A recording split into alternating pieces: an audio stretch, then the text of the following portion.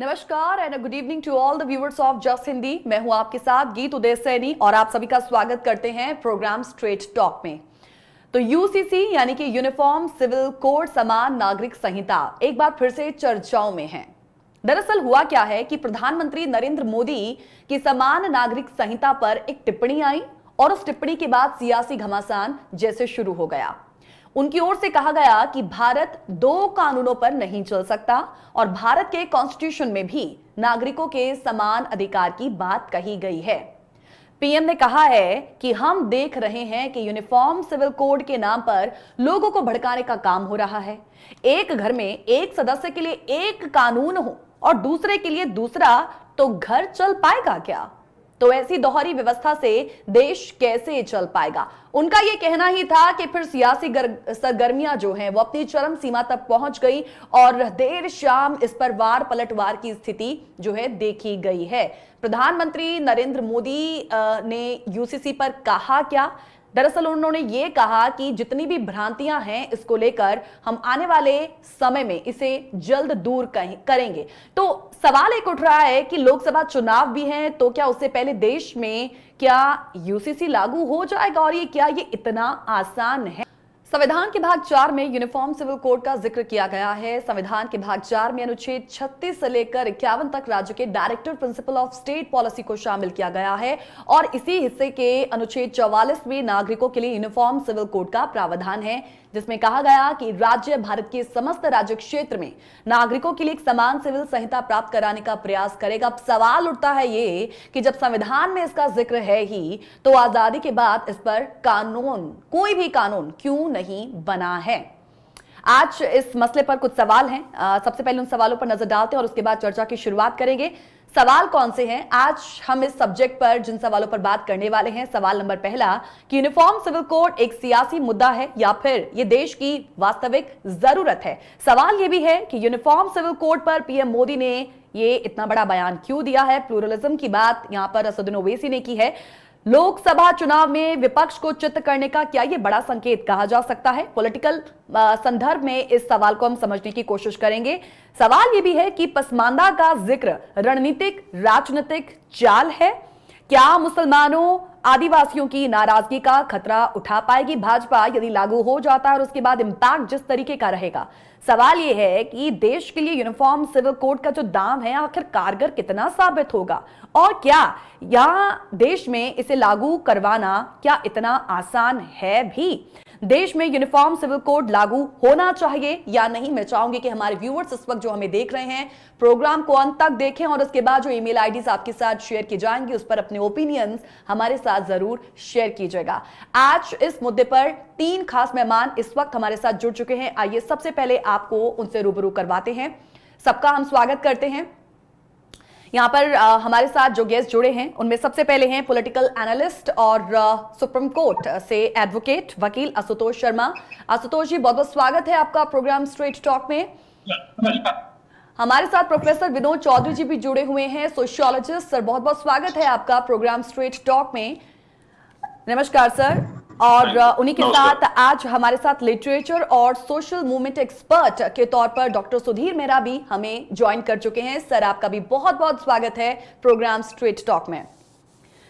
Sir, socio movement expert के तौर पर देखिए आप जाने जाते हैं और ऐसे में सबसे बड़ा जो सबसे पहला सवाल है स्ट्रेट टॉक का, मैं आप ही से यहाँ पर लेना चाहूंगी। सुधीर सर, देखिए देश की आजादी के बाद से समान नागरिक संहिता या यूनिफॉर्म सिविल कोड की मांग जो है वो चलती रही है और इसके तहत इकलौता कानून होगा जिसमें किसी भी धर्म, लिंग और लैंगिक झुकाव की परवाह ना की जाए।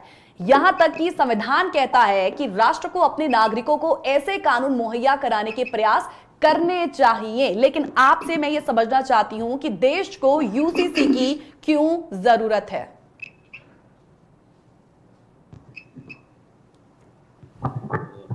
नमस्कार सभी साथियों को। एक प्रश्न किसको दिया आपने? जी डॉक्टर सुधीर मेहरा जी, अगर आपको आपकी आवाज मेरी आवाज जो अगर आप तक पहुंच रही है तो प्लीज इस पर आंसर कीजिएगा। मेरी आवाज जो सवाल अभी भी आपसे किया। जी जी जी सर, जी जी सर, कहिए अपनी बात। सबसे पहले तो मैं एक चीज शेयर करना चाहूंगा आपके साथ कि ये जो सवाल आपने पूछा है कि यूनिफॉर्म सिविल कोड की मांग उठती रही है, हाँ। तो मुझे ऐसा लगता है कि मांग तो खैर इसकी कभी नहीं उठी है। ये प्राइमरी एक Ambedkar, doctor B R Ambedkar का एक इंटरवेंशन था when constitution was being drafted. वो चाहते थे कि समान अधिकार, नागरिक अधिकार जैसी कोई प्रणाली जो है वो देश में लागू हो, और इसके लिए कॉन्स्टिट्यूएंट असेंबली को जितना हो सके उतना कोशिश करना चाहिए। लेकिन समान नागरिक अधिकार जो है वो स्टेट का सपना है।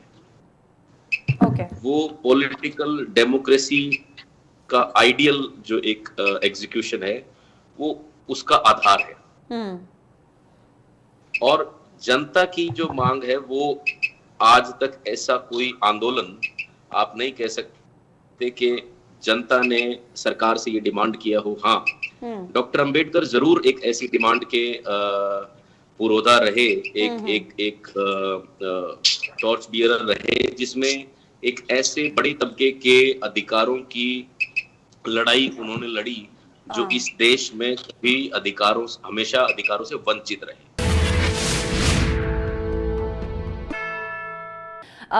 यूसीसी यानी कि यूनिफॉर्म सिविल कोड एक मुद्दा है, एक मसला है, और इस पर सिर्फ बात होते होते रह जाती है, इस पर विचार होते होते रह जाता है। लेकिन एक और पहलू इसका यह भी है कि एक समान कानून की जो आलोचना है वो देश का हिंदू बहुसंख्यक और मुस्लिम अल्पसंख्यक दोनों समाज करते रहे हैं। सुप्रीम कोर्ट के शब्दों में कहें तो ये एक डेड लेटर है। डॉक्टर सुधीर मेहरा, ब्रेक में जाने से पहले वो जो सवाल मैंने आपसे किया था, मैं चाहूंगी कि आप प्लीज उसे कंटिन्यू कीजिए। Doctor Sudhir Mehra, if you can hear me.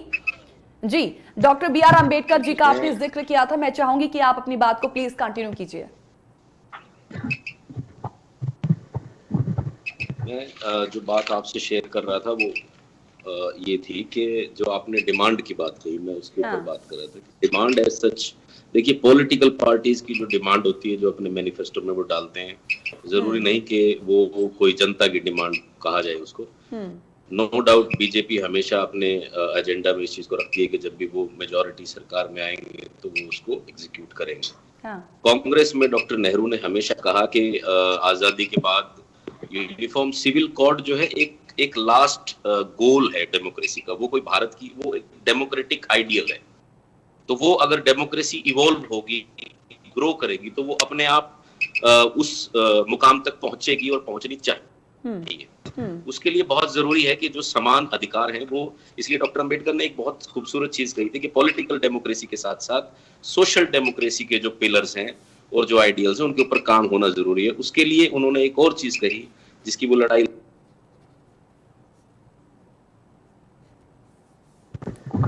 जी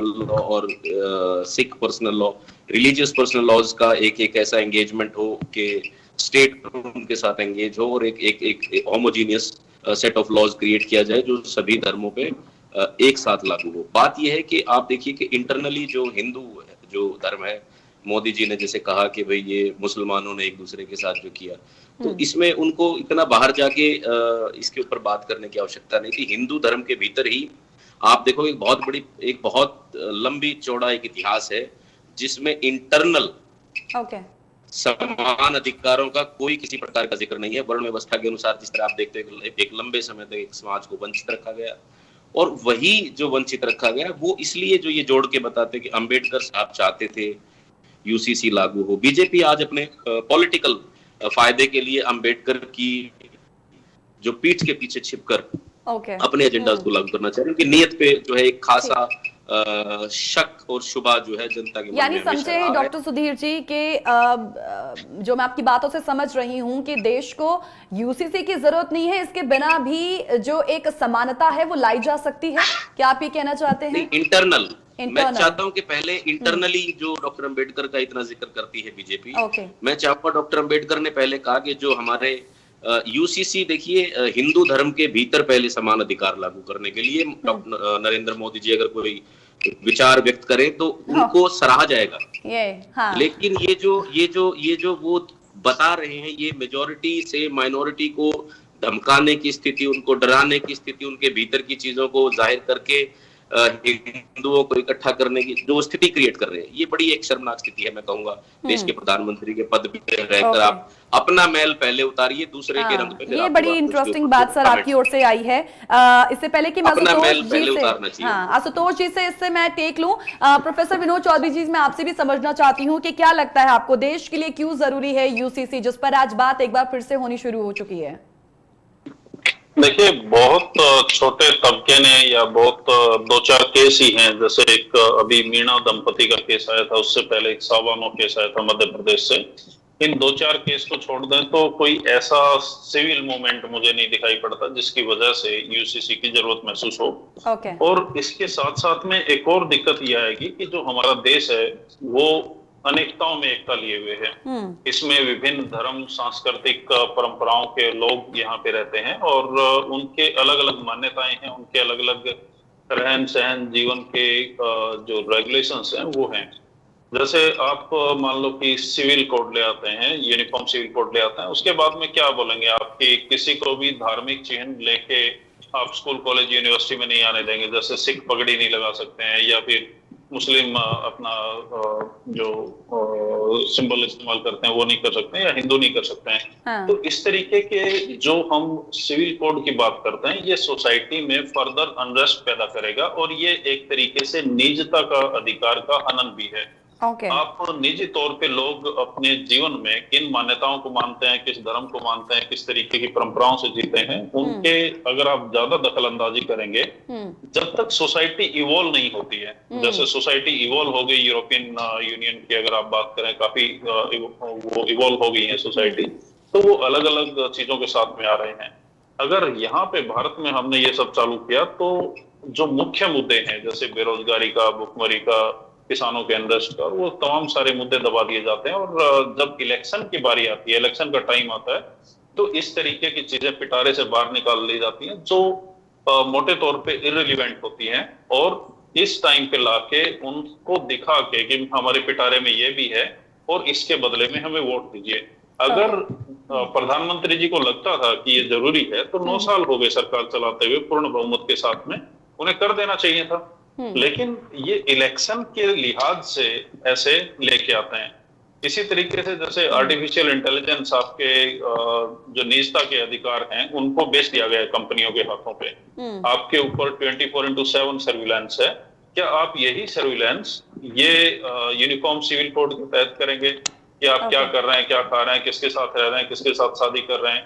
अगर आप जीवन के हर पहलू में गवर्नमेंट को ले आएंगे या फिर कानूनों को लेके आएंगे तो मुझे नहीं लगता है कि ये एक स्वस्थ सोसाइटी का साइन होगा। यानी कि सोसाइटी में एक अनरेस्ट जैसी सिचुएशन, और जैसा कि आपने ये भी कहा कि इक्का दुक्का जो है मूवमेंट जो है यूसीसी पर देखे गए हैं। सुधीर जी की ओर से ये कहा गया है कि पॉलिटिकल डेमोक्रेसी और सोशल डेमोक्रेसी की जो उन्होंने बात कही है, एक कम्युनिटी में ही आप समानता लाने की बात क्यों नहीं करते हैं? पहले वो कोशिश, पहले वो पहल क्यों नहीं की जाती है? स्ट्रेट टॉक में बात यूनिफॉर्म सिविल कोड की एक वास्तविक मुद्दा है या फिर ये सिर्फ और सिर्फ एक सियासी मुद्दा बनकर रह गया है? तीनों खास मेहमानों का एक बार फिर से बहुत बहुत स्वागत प्रोग्राम स्ट्रेट टॉक में। आशुतोष शर्मा जी, क्योंकि देखिए सुप्रीम कोर्ट के लिए तो यूसीसी एक डेड लेटर है, और पीएम नरेंद्र मोदी भी कहते हैं, कल उन्होंने अपने एड्रेस में कहा है कि सुप्रीम कोर्ट जो है वो डंडा लेकर यूसीसी को लागू करने की जो है वो बात करती है। यहाँ पर प्रोफेसर विनोद चौधरी जी ने भी कहा है कि 9 साल हो चुके हैं लेकिन अभी तक आपने इस पर किसी तरीके का कोई खाका वो नहीं पेश किया, इसे लागू नहीं कर पाए हैं। डॉक्टर सुधीर मेहरा की ओर से भी कुछ इंटरेस्टिंग बातें जो हैं वो यूसीसी को लेकर कही गई हैं कि एक समानता यदि पहले एक कम्युनिटी में लाई जाए तो वो ज्यादा जरूरी है। खूबसूरती जो है वो नागरिक कहें समान नागरिकता की जो बात आती है तो वो उसी में ही है। उन्होंने पॉलिटिकल और सोशल डेमोक्रेसी की भी यहाँ पर बात की, उन पिलर्स की बात की है। अब यहां पर मुझे आपसे समझना है कि आपको क्या लगता है, यूसीसी एक पॉलिटिकल इशू है या फिर this is the real need of the country?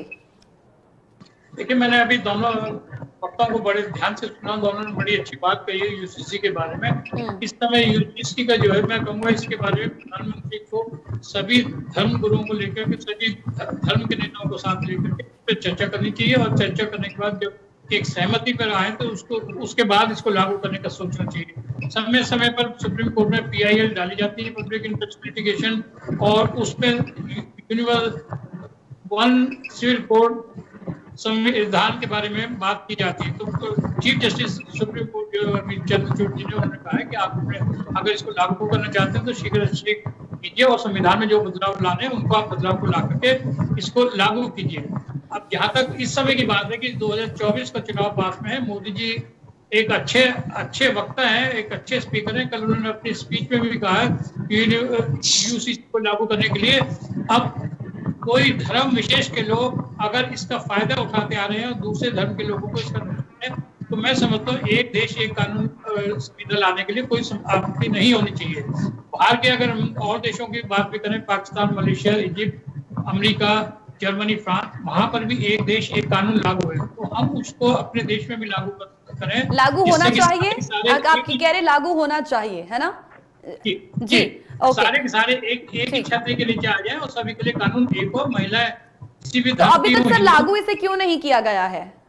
क्या पेच इसमें आ जाता है? क्या ऐसे बीच में दिक्कतें आ जाती हैं कि अभी तक इसे लागू किया नहीं गया है? लागू नहीं किया गया। 70-75 वर्ष देश को आजाद हो गए हैं। समय समय पे विभिन्न पॉलिटिकल पार्टियां अपने रक्षा के लिए, चुनाव जीतने के लिए, कोई भी कदम उठाने के लिए हिम्मत नहीं जुटा पाती है। इतने बड़े परिवर्तन को लाने के लिए जो भी पॉलिटिकल पार्टी है उसको बड़ी हिम्मत की जरूरत है, और उसको ये भी जाहिर है कि एक पक्ष विशेष का विरोध का सामना भी करना पड़ेगा। जैसे कि अभी आर्टिकल 70-35 को हटाया गया तो बड़ा विरोध का सामना किया गया।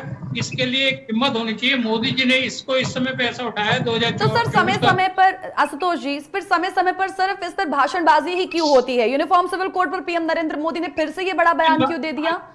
भाषणबाजी का फायदा उठाने की कोशिश की जाती है, वोटर्स का वोट जीतने के लिए की जाती है। ऐसे चुनाव के समय पे इस मुद्दे को उठाया जाता है कि जिससे कि वो विशेष वर्ग के वोट का लाभ उठा सके, और लागू करने के लिए आपको किसी वर्ग विशेष का विरोध का भी सामना करना पड़ेगा। तो उस पार्टी में, उस नेता में इतनी शक्ति होनी चाहिए कि उस विरोध का सामना करने के लिए तैयार हो। चुनाव में भले ही उनको वोट उस वर्ग विशेष से ना मिले, लेकिन अगर ये संविधान सबके लिए एक समान लाना सबके लिए फायदेमंद है तो उसको लाने में कोई हर्ज नहीं होना चाहिए। सर कल हम एक और इशू सब्जेक्ट पर बात कर रहे थे, मोदी मित्र की हम बात कर रहे थे कि उसके तहत तमाम जो मुस्लिम कम्युनिटी है उसको अपने पाले में किस तरीके से करना है, मतलब एक और मास्टर स्ट्रोक जो है वो सरकार की ओर से चलाया गया है। अब यहाँ पर यूसीसी की बात अब कह रहे हैं, कहीं ना कहीं विपक्ष को चित्त करने का एक बड़ा संकेत जो है वो बीजेपी ने दे दिया, मोदी गवर्नमेंट ने दे दिया। क्या आपको नहीं लगता कि पसमानदा का जिक्र किया गया है? ये कहीं ना कहीं एक रणनीतिक और राजनीतिक चाल है सरकार की? देखिए, बिल्कुल मैं आपसे ये कहूंगा, राजनीतिक चाल है सरकार की, क्योंकि 2024 के चुनाव पास में आ रहे हैं और राजनीति में जैसे कहा जाता है श्याम दंड भेद सभी जायज हैं। तो उन सभी चीजों को प्रयोग करते हुए कल प्रधानमंत्री का भाषण जो है एक जाति विशेष को और मुस्लिम वर्ग के एक विशेष वर्ग को जागरूक किया गया। उनको बताया गया कि आपके साथ 75 वर्ष में जितने आपको बेनिफिट मिलने चाहिए थे अभी तक नहीं मिले गए। बात हिंदू मुस्लिम की होती है, लेकिन मुस्लिम वर्ग में भी जैसे हिंदू समाज में विभिन्न जाति हैं, मुस्लिम वर्ग में भी विभिन्न जाति के लोग हैं और विभिन्न कार्यों में लिप्त हैं, जिनको उठाने के लिए मुस्लिम समाज ने क्या करा। मुस्लिम वक्फ बोर्ड तो है, लेकिन वक्फ बोर्ड ने उनके लिए क्या करा? नहीं, यहाँ पर एक और बात है आशुतोष जी, मैं चाहूंगी कि इस पर डॉक्टर सुधीर जी आप भी इस पर अपनी टिप्पणी कीजिएगा, प्रोफेसर विनोद चौधरी जी आप भी इस पर टिप्पणी कीजिएगा। देखिए, सरकारें बहुत कुछ कहती हैं। सरकारें कहती हैं कि जब तक भारत में समान नागरिक संहिता भारत इसे नहीं अपना लेता है, भारत में इसे लागू नहीं किया जाता है, तब तक जो लैंगिक समानता है वो पॉसिबल नहीं है। लेकिन आपको नहीं लगता ये लैंगिक समानता, ये शब्द जो है ये हर बार यूज किया जाता है ये डिस्पैरिटीज को लेकर, लेकिन ये जो लैंगिक समानता की बात है, असलियत जो है वो देश की वो इससे भी ज्यादा बहुत कॉम्प्लेक्स है, बहुत ज्यादा जटिल है। डॉक्टर सुधीर मेहरा।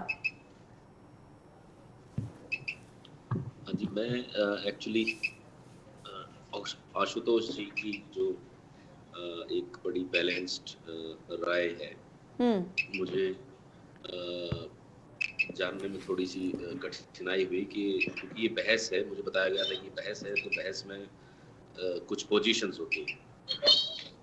तो पोजीशन जो है आशुतोष जी की, वो पोजीशन वो क्या कहना चाह रहे हैं कि ये मोदी जी ला सकते हैं और क्योंकि वो उनमें डर नहीं है कि अगर एक खास तबका जो है वो उसका राजनीतिक विरोध अगले चुनाव के लिए उन्हें सहना भी पड़ता है, तो वो उसके लिए तैयार।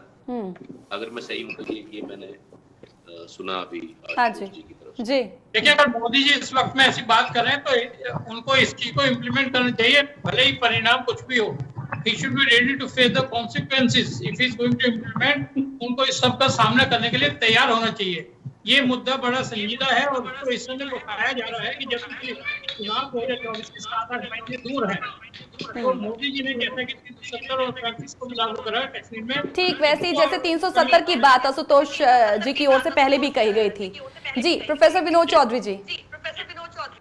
जी देखिए, जिस तरीके से 370 है वो एक फेल प्रोजेक्ट बन चुका है, इसमें कोई शक नहीं है। इसमें कोई दोबारा से उसको स्टेट रूल देने की बातचीत चालू हो चुकी है।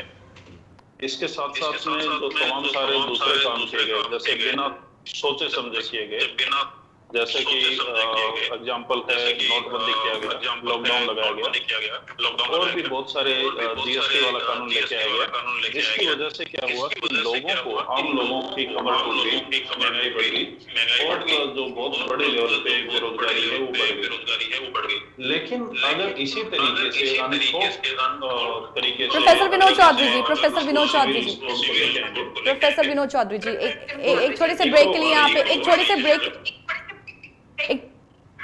से ब्रेक के लिए यहाँ पे रुकेंगे, तुरंत लौटेंगे।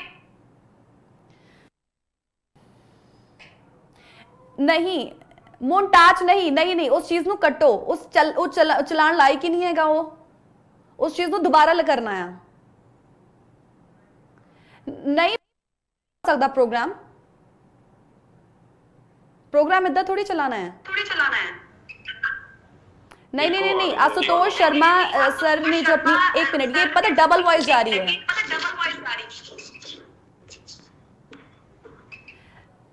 प्रोफेसर विनोद सर आप एक मिनट, ईपी लगाया हुआ है किसी ने, ईयरफोन्स लगाए हैं?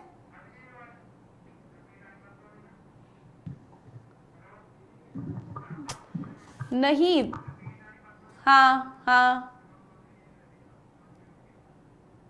नहीं एक मिनट सर, अनम्यूट कीजिएगा विनोद सर। अभी नहीं आ रही है। ओके सर, वो डबल वॉइस आ रही थी। आशुतोष शर्मा सर ने जो अपनी बात कही है उसके बाद मैंने आपका टेक लिया सर, वहां से हम इसे प्लीज शुरू करेंगे बिकॉज डबल वॉइस आ रहा था। ठीक है, ओके बॉलमैन दास दियो कदों करना है। Okay fine, okay Vinod sir अपनी बात रखिएगा आप। देखिए, जैसे धारा 370 हटाना एक फेल प्रोजेक्ट बन गया है, जिसकी वजह से बहुत बड़ा लोगों का नुकसान हुआ। इतने सालों तक वहां पे सारी चीजें बंद रखी गई। उसके बाद इसी तरीके से नोटबंदी किया गया, जीएसटी को लेके आया गया, और भी जो कोरोना के टाइम पे बहुत सारी पाबंदियां लगाई गई। उसके वजह से बहुत सारा लोगों का नुकसान हुआ। वो सारी चीजें थी अनथॉट और विदाउट रिसर्च। यही काम होने जा रहा है यूसीसी के साथ में। अगर इसी तरीके से इसको लागू कर दिया गया तो फिर से देश में अनरेस्ट होने की संभावनाएं बढ़ जाएंगी। ऑलरेडी लोग बेरोजगारी, भुखमरी, गरीबी और इन सबसे जूझ रहे हैं। तो सबसे अच्छा तरीका ये होगा कि लोगों में डिस्कशन, डिबेट के थ्रू एक कंसेंसस पे पहुंचा जाए कि हमें करना क्या है और क्या आप इससे हासिल क्या करना चाह रहे हैं। जो आपके पास बेसिक मुद्दे हैं उनके ऊपर तो आपने कुछ खास किया नहीं। आप बोल रहे थे कि 2 करोड़ रोजगार दे देंगे, वो कहाँ पे हैं? आप बोल रहे थे 100 शहर बना देंगे स्मार्ट, वो कहाँ पे हैं? आप 15 लाख रुपए खाते में डालने वाले थे, वो कहाँ पे हैं? तो ये सारी जुमलाबाजियों से देश का कुछ नहीं होने वाला है। असल में अगर आपको ग्राउंड पे काम करना है तो शिक्षा, स्वास्थ्य, रोजगार, बेसिक इंफ्रास्ट्रक्चर, इन सब पे काम करना होगा। सरकारी कंपनियों को बेचना बंद करना होगा। जैसे हमारे जो पहले प्रधानमंत्री थे बीजेपी की तरफ से, अटल बिहारी वाजपेयी, उन्होंने पेंशन बंद कर दिया। अभी बाकी सारी स्टेट उस गलती को सुधारने पे लगे हुए हैं, पेंशन को दोबारा रीइंस्टेट करने के लिए लगे हुए हैं। हाँ। मोदी जी पेंशन छोड़िए नौकरियां ही खत्म करने पे लगे हुए हैं। हाँ। तो ये जो बिना सोचे समझे कदम उठाए जा रहे हैं, इनको पता नहीं कितना बड़ा नुकसान वो देश का कर रहे हैं। 4 साल आप आर्मी में लेके आ गए कि आपको परमवीर बना दिया या पता नहीं अग्निवीर बना दिया। तो इस तरीके वाली जो बिना सोची समझी, जिनको माइंडलेस आप गेम बोलेंगे, वो खेलने की कोशिश हो रही है। इनकी वजह से देश में बर्बादी ही आनी है, उससे कुछ फायदा नहीं। ओके, एक छोटे से ब्रेक के लिए यहाँ पे रुकेंगे। मेरा जी रिक्वेस्ट यही है कि अगर आपको यूनिवर्सल सिविल कोड लेके भी आना है तो प्रॉपर रिसर्च के साथ में और सोसाइटी में, और ये होना कैसे चाहिए, ये जो ब्लूप्रिंट जिसकी जो है इंतजार में वो देश भी है, जो देश अभी तक सिर्फ और सिर्फ यूसीसी पर बहसें होते देख रहा है, अपने अपने जो विचार है जो लाए जा रहे हैं उनको सुनते आ रहा है। ब्लूप्रिंट होना कैसे चाहिए, एक हाइपोथेटिकल सवाल है कि मान लीजिए लागू कर भी दिया, किस तरीके का प्रभाव जो है वो देश में देखने को मिलेगा। और जिस लैंगिक समानता की बात सरकारें कहती आई हैं, क्या उसमें वाकई वो समानता हमें दिखेगी भी? Welcome back after the break. आज बात यूसीसी पर हो रही है, यूनिफॉर्म सिविल कोड पर। लेकिन कुछ भी कहिए, लेकिन एक बात तो जरूर है कि यूसीसी को देश में लागू करना, उसका जो रास्ता है वो वाकई बेहद कठिन है। कुछ ऐसे बुनियादी सवाल हैं जिस पर सवाल सिर्फ सवाल बनकर रह गए हैं, क्योंकि उस पर कोई जवाब नहीं है।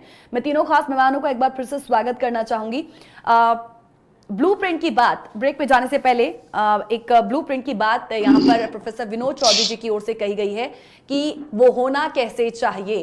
वाकई वो होना कैसे चाहिए, क्योंकि ऐसा लगता है कि सुप्रीम कोर्ट वो भी यूसीसी पर बात करता है, लेकिन कहीं ना कहीं उसकी बातों में भी एक अनक्लैरिटी, एक कुछ अस्पष्टता जो है ना वो झलकती है। यही अस्पष्टता जो है वो पॉलिटिकल पार्टीज के चेहरे पर भी साफ दिखती है।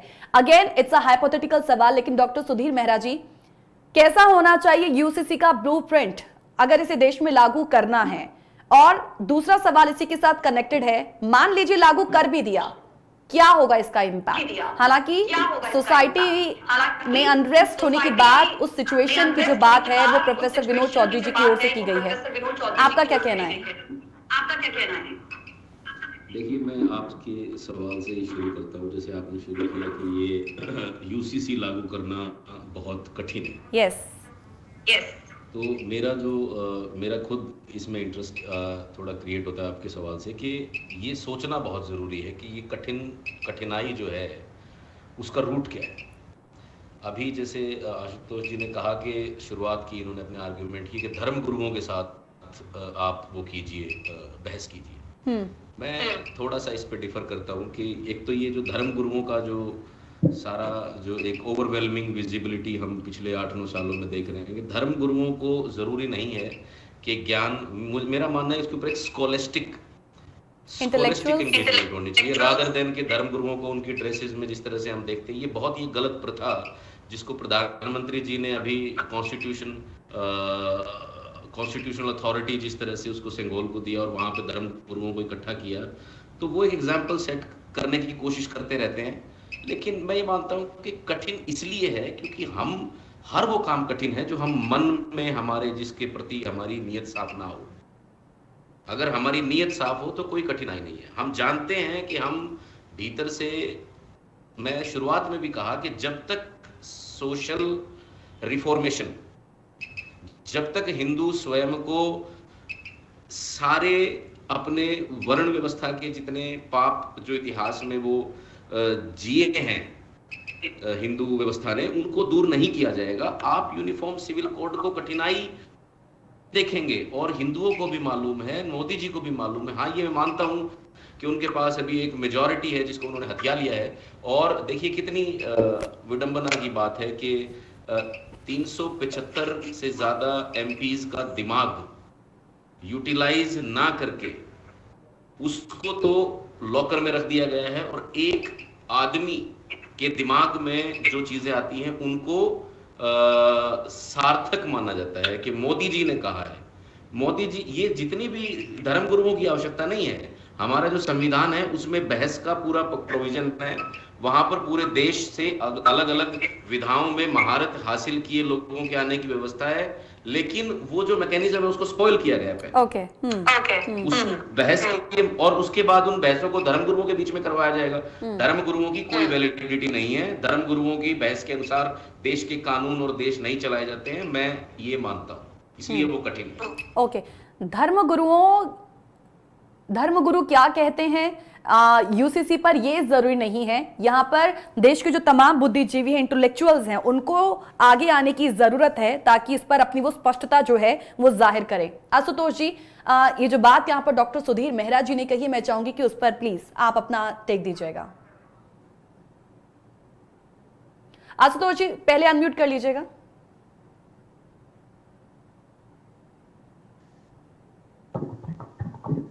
जी देखिए, सुधीर मेहरा जी ने कहा कि धर्मगुरुओं को साथ लेके चलने की आवश्यकता नहीं है। मैं कहूंगा कि इस विषय पे पार्लियामेंट में बहस होनी चाहिए और सब दलों को साथ लेकर के इस विषय को आगे बढ़ना चाहिए। यूनिवर्सल, लेकिन सर धर्मगुरु तो अभी तक जो भी कहते हैं, मुझे लगता है कि उस पर तो फिर जो स्थिति है वो देश की वो और ज्यादा गड़बड़ा जाती है। आपको नहीं लगता है, चाहे वो मुस्लिम कम्युनिटी के हो चाहे वो हिंदू कम्युनिटी के हो? आप धर्मगुरु को छोड़िए, पार्लियामेंट में सब दलों को साथ लेके चलिए। वही तो नहीं हो रहा है ना सर, पर वही तो नहीं हो रहा है। बात वही है जो प्रोफेसर विनोद चौधरी जी ने कही है कि सोसाइटी में एक अनरेस्ट जैसी सिचुएशन आ जाती है, वही हो जाता है ना सिचुएशन, तो फिर वही आ जाती है जब धर्मगुरु भी अपनी अपनी बात कहते हैं। क्योंकि आप पार्टी ने अपना समर्थन दिया है कि वो इस मुद्दे पर सरकार के साथ है। धीरे धीरे और पार्टियां भी इसमें साथ जुड़ती जाएंगी और इस समस्या का शीघ्र हल निकलना आवश्यक है। अगर एक मुद्दा चला है तो इसको फाइनल मुकाम तक, आखिरी उस तक पहुंचाना बहुत जरूरी है। पिछले 70 सालों में विभिन्न पार्टियों ने इसको समय समय पर उठाया, इसका लाभ उठाने की कोशिश की गई है, लेकिन अब अगर ये मुद्दा इतने ज्वलंत आगे है, राष्ट्रीय स्तर पे आगे, तो इसको फाइनल मुकाम तक पहुंचाना जरूरी है और इसमें जिनका भी साथ लिया जाए, साथ लेकर के जल्द शीघ्र। सर मान लीजिए अगर लागू कर दिया, कि आपको लगता है कि सिचुएशन सब ठीक हो जाएगी जो देश में अभी तक प्रॉब्लम है? क्योंकि देखिए यूसीसी कोई गोली तो है नहीं कि खाली और सब कुछ ठीक हो गया। नहीं, देखिए टाइम लगेगा इसको नॉर्मल होने में। कश्मीर की समस्या एकदम तो नॉर्मल नहीं हुई, वहाँ पे आतंकवाद अभी भी चल रहा है। लेकिन सर वहाँ के लोकल्स तो अभी भी कहते हैं कि ये जबरदस्ती इसे एब्रोगेट किया गया। एक किसी विशेष वर्ग के लिए नहीं कह रहा कि किसी विशेष वर्ग, सभी भारतीय नागरिकों को मिलेगा और इसके संविधान में भी जिक्र किया गया है। 1835 में ब्रिटिश रिपोर्ट में भी इस पर जिक्र किया गया है। यूसीसी का लागू होना आवश्यक है। प्रोफेसर विनोद चौधरी जी, आप संविधान में कुछ परिवर्तन करना चाहते हैं जिससे कि अत्यंत आवश्यक है।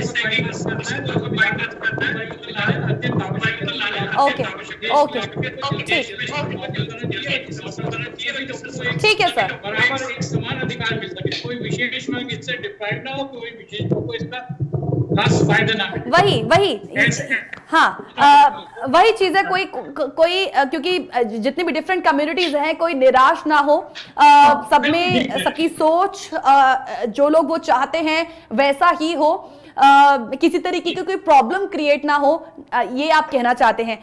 लेकिन ऐसा है नहीं एक्चुअल में। शायद यही वजह है कि वही जो सवाल मैंने किया था कि इसकी जो डगर है ना वो बड़ी कठिन है। यही वो तमाम चीजें हैं अभी तक देश में जो परिस्थितियां हैं, इसी की वजह से ही देश में यूसीसी को लेकर इसकी डगर जो है वो इतनी कठिन मानी जाती है। खैर, समय यहाँ पर जो है वो समाप्त हो गया है। प्रोग्राम को मैं यहीं पे पूर्ण विराम लगाऊंगी। प्रोफेसर विनोद चौधरी जी, आशुतोष शर्मा जी और साथ ही साथ डॉक्टर सुधीर मेहरा जी, आप सबने अपने इस पर पहलू रखे हैं, अपने ओपिनियन रखे हैं। Thank you so much for taking out your time for this show. बहुत बहुत धन्यवाद सर आपका, बहुत बहुत धन्यवाद तीनों खास मेहमानों का। समान नागरिक संहिता, यूनिफॉर्म सिविल कोड जिस पर आज हमने बात की है, इसकी डगर कठिन है, लेकिन मैं चाहूंगी कि हमारे व्यूवर्स, उनके क्या विचार हैं यूसीसी को लेकर। क्या यूसीसी देश में लागू होना चाहिए या नहीं होना चाहिए? विद रीजन अपने जो सुझाव हैं प्रोग्राम को लेकर और आज के इस सब्जेक्ट को लेकर हमें जरूर साझा कीजिएगा।